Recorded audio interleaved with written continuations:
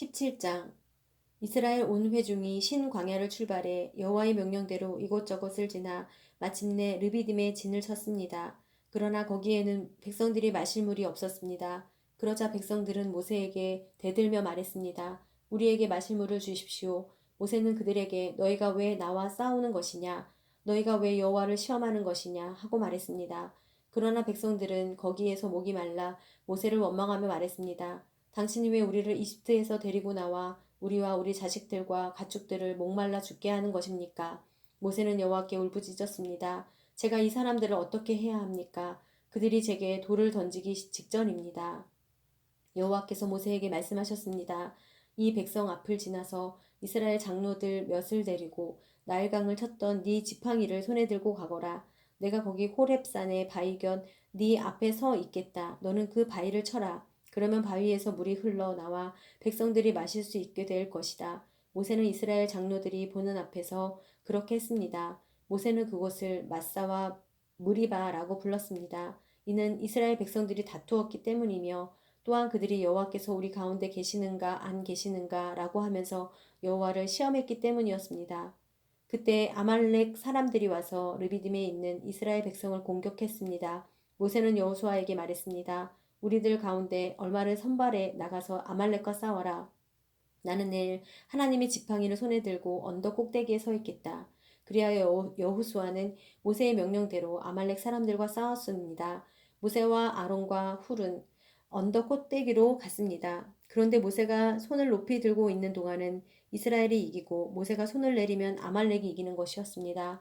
그러다가 모세의 손이 피곤해지자 아론과 훌은 돌을 가져다가 모세의 아래에 두고 그를 앉게 했습니다. 그러고는 아론과 훌 가운데 한 사람은 이쪽에서 한 사람은 저쪽에서 모세의 손을 들어주어 해질 때까지 그의 손이 그대로 있도록 했습니다. 이렇게 해서 여호수아는 아말렉과 그 백성들을 칼로 무찔렀습니다. 그때 여호와께서 모세에게 말씀하셨습니다. 이것을 책에 써서 기념이 되게 하고 여호수아로 하여금 듣게 하여라. 내가 하늘 아래에서 아말렉에 대한 기억을 모조리 없애버릴 것이다. 모세가 제단을 쌓고 여호와 니시라고 부르며 말했습니다. 여호와께서 대대로 아말렉을 대적해 싸우시겠다고 맹세하셨다. 18장. 그때 미디안 제사장이자 모세의 장인이 이드로는 하나님께서 모세와 그의 백성 이스라엘을 위해 하신 일과 여호와께서 이스라엘을 이집트에서 이끌고 나오신 일에 대해 모두 들었습니다. 그래서 모세의 장인 이드로는 모세가 돌려보냈던 그의 아내 십보라를 데려왔습니다. 그의 두 아들도 데려왔습니다. 한 아들의 이름은 게르솜입니다. 이는 모세가 내가 이방 땅에서 이방 사람이 됐다라고 하며 지은 이름이었습니다. 다른 아들의 이름은 엘리에셀입니다. 이는 모세가 내 아버지의 하나님이 내 도움이 되셔서 나를 바로의 칼에서 구원해 주셨다라며 지은 이름이었습니다. 모세의 장인 이드로는 모세의 아들들과 아내를 데리고 광야에 있는 모세에게 왔습니다. 모세는 하나님의 산 가까이에 진을 치고 있었습니다. 이드로는 모세에게 전가를 보내 네 장인인 나 이드로가 네 아내와 두 아들을 데리고 왔다라고 했습니다.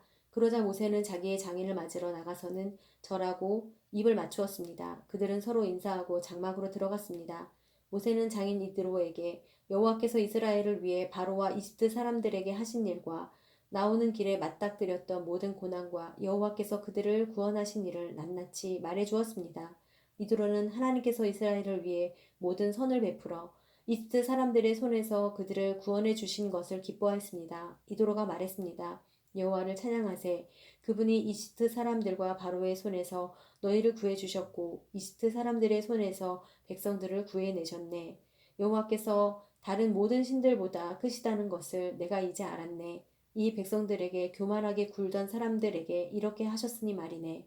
그러고 나서 모세의 장인 이드로는 하나님께 번제물과 희생제물을 가져왔습니다. 아론과 이스라엘의 모든 장로들이 와서 모세의 장인과 함께 하나님 앞에서 음식을 먹었습니다. 다음날 모세가 백성들을 재판하기 위해 자리에 앉았습니다. 백성들은 아침부터 저녁까지 모세 주위에 서 있었습니다. 모세의 장인은 모세가 백성들에게 하는 모든 일을 보고 자네가 백성들을 위해 하는 일이 무엇인가? 왜 자네 혼자 앉아서 재판하고 다른 모든 사람들은 아침부터 저녁까지 자네 주위에 서 있는가? 라고 물었습니다. 모세는 그에게 대답했습니다. 백성들이 하나님의 뜻을 여쭈어 보러 제게 옵니다. 그들에게 문제가 생길 때마다 제게 가져오면 제가 그들 사이에서 판결을 내려줍니다. 그들에게 하나님의 규례와 율법을 알려주는 것입니다. 모세의 장인은 모세에게 말했습니다. 자네가 하는 일이 좋아 보이지 않네. 자네에게 오는 이 백성들은 자네만 지치게 만들 뿐이네. 자네에게 일이 너무 무거우니 어디 혼자 당해낼 수 있겠나. 이제 내 말을 듣게. 내가 몇 가지 말해주겠네. 하나님께서 자네와 함께 하시길 바라네.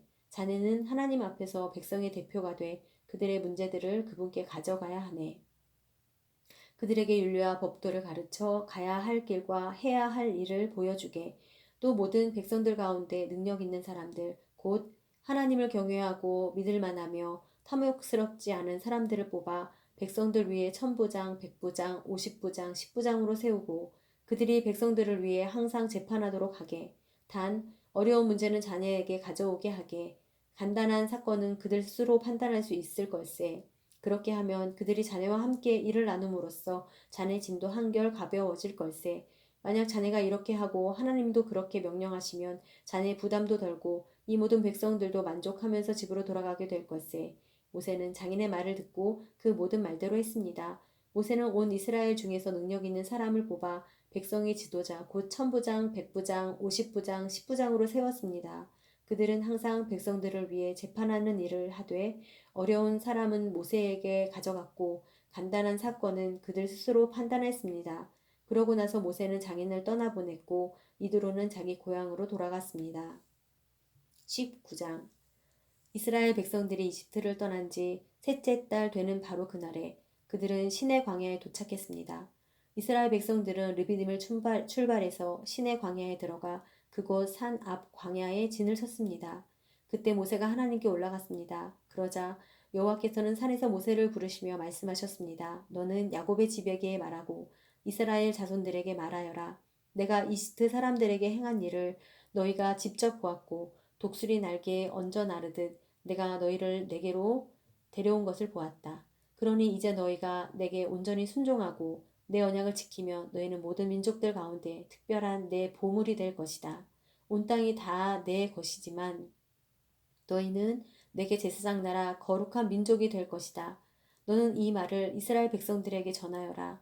모세가 돌아가 백성들의 장로들을 불러놓고 여호와께서 그에게 말하라고 명령하신 모든 말씀을 그들 앞에 풀어놓았습니다.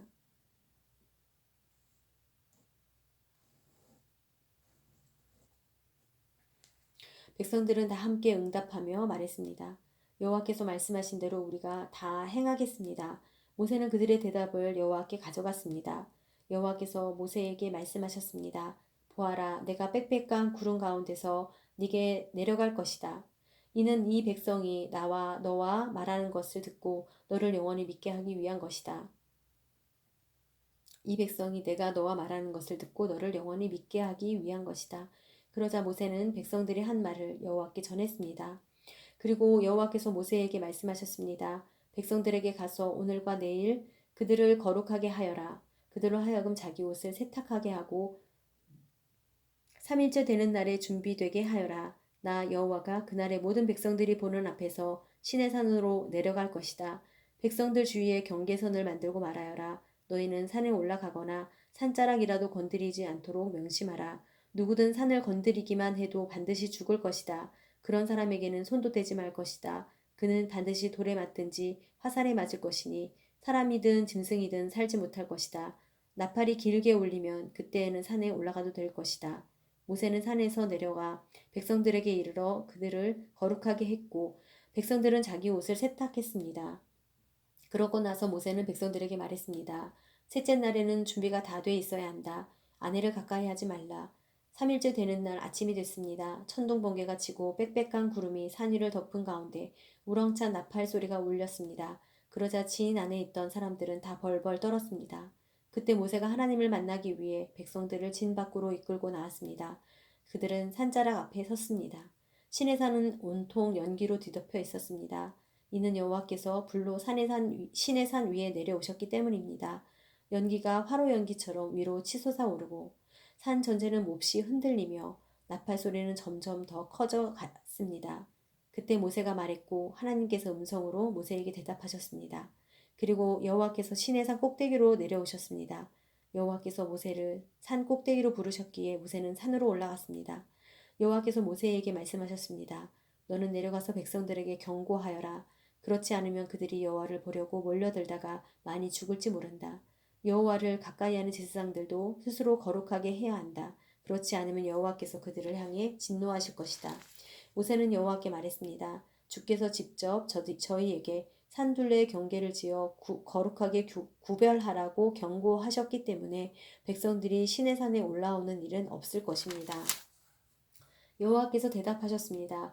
내려가서 아론을 데리고 올라와라. 그러나 제사장들과 백성들은 몰려들어 나 여호와에게 올라오면 안 된다. 그렇게 하면 내가 그들을 향해 진노를 일으킬 것이다. 그러자 모세는 백성들에게 내려가서 전했습니다.